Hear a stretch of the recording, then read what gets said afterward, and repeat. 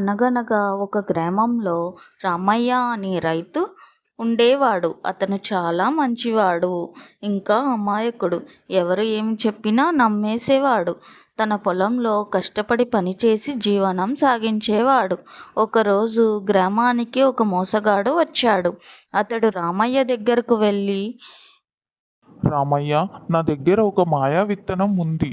దీనిని నాటితే ఒక్క రాత్రిలోనే బంగారు పండ్లు కాసే చెట్టు వస్తుంది అని చెప్పాడు.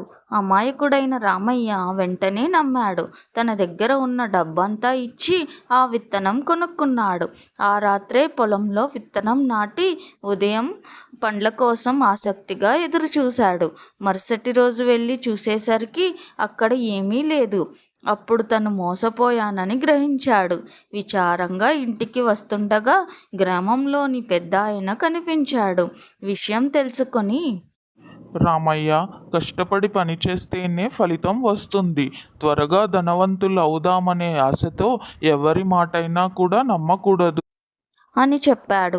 ఆ మాటలు రామయ్యకు బాగా అర్థమయ్యాయి. అప్పటి నుండి అతను తెలివిగా ఆలోచించి నిర్ణయాలు తీసుకోవడం ప్రారంభించాడు. కష్టపడి వ్యవసాయం చేసి మంచి పంటలు పండించి గ్రామంలో గౌరవం పొందాడు. నీతి: తెలియని వారి మాటలను వెంటనే నమ్మకూడదు. కష్టం మరియు తెలివి కలిస్తేనే నిజమైన విజయం వస్తుంది. Thanks for watching. Please subscribe.